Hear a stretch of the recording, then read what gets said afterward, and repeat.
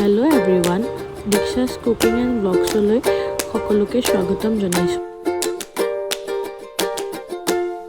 মই কেৰাহী পনীৰৰ এটা নতুন ৰেচিপি লৈ আহিছোঁ। আহকচোন কেনেকৈ বনালোঁ চাওঁ। তাৰ কাৰণে প্ৰথমতে কেইটামান বস্তু কেৰাহীত শুকানে ভাজি ল'ম। জলকীয়া, গোটা জিৰা, ধনিয়া, চফ, গোটা গৰম মছলা, তেজপাত এইকেইটা দি কিনে ভালদৰে ভাজি ল'লোঁ। তাৰপিছত কেৰাহীখনত 3 টেবুল স্পুন ৰিফাইন তেল আৰু 2 টেবুল স্পুন ঘি দি ভালদৰে গৰম কৰি ল'ম। গৰম হোৱাৰ পিছত গোটা জিৰা আধা স্পুন আৰু পিঁয়াজখিনি দি দিলোঁ। পিঁয়াজখিনি দিয়াৰ পিছত কম জুইত ৰঙচুৱা হোৱালৈ ভাজিব লাগিব। ভালদৰে ভজা হোৱাৰ পিছত ইয়াতে আমি দিম এতিয়া আদা নহৰুৰ পেষ্ট। আদা নহৰুৰ পেষ্ট দিম 3 টেবুল স্পুন। এইখিনি দি উঠি ভালদৰে লৰাই ভাজি ল'ম।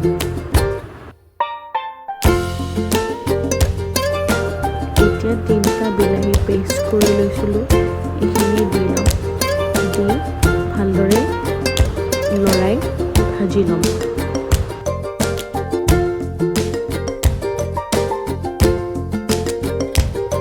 এই আটাইবোৰ ভালদৰে ভজা হোৱাৰ পিছত সোৱাদ অনুযায়ী নিমখ দি দিব।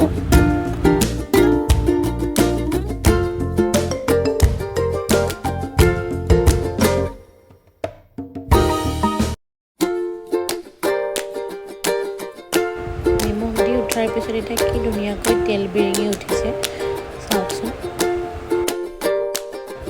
আৰু এতিয়া ইয়াতে এড কৰিম 1 চামুচ জিৰা গুড়ি, 1 চামুচ ধনিয়া গুড়ি, 1 চামুচ হালধি গুড়ি আৰু 1 চামুচ কাশ্মীৰী লাল মিৰ্চ পাউডাৰ। আৰু ইয়াৰ লগতে এড কৰিম কাঢ়াই পনীৰৰ চিক্ৰেট মছলাটো এড কৰিম।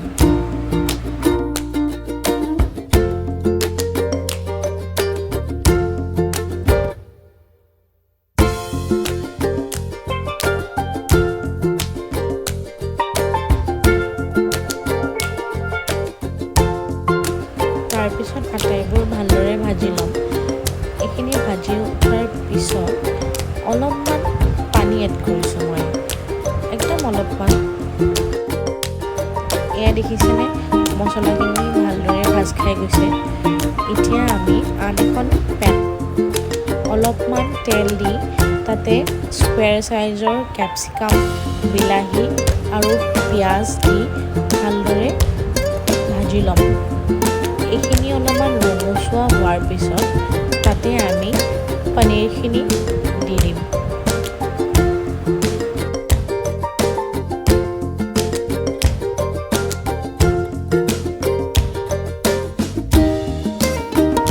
এতিয়া এইখিনি অলপমান গল্ডেন ব্ৰাউন হোৱালৈ ভাজি ল'ম।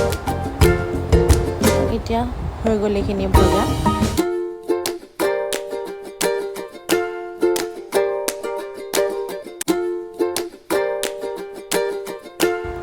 চাওকচোন ইমান ধুনীয়া হৈছে কালাৰটো দেখিবলৈ।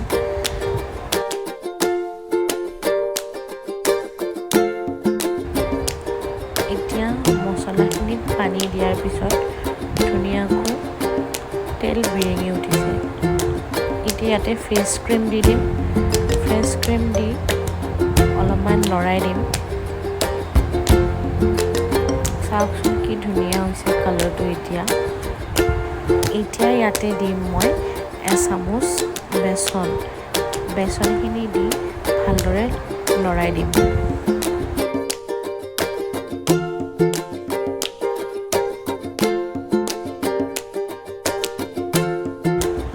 এতিয়া ভাজি লোৱা পনীৰ, কেপচিকাম, বিলাহী, পিঁয়াজখিনি দি দিম ইয়াতে। দি ভালদৰে লৰাই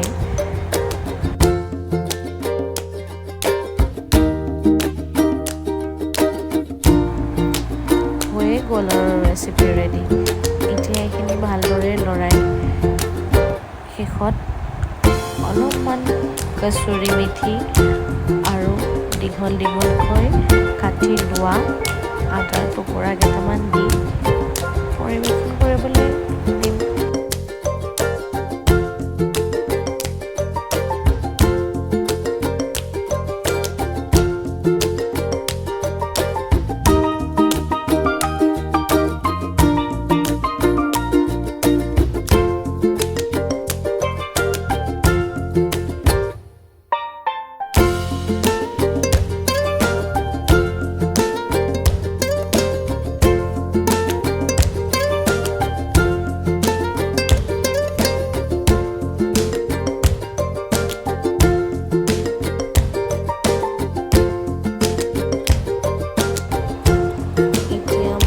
চাৰ্ভ কৰি দিম।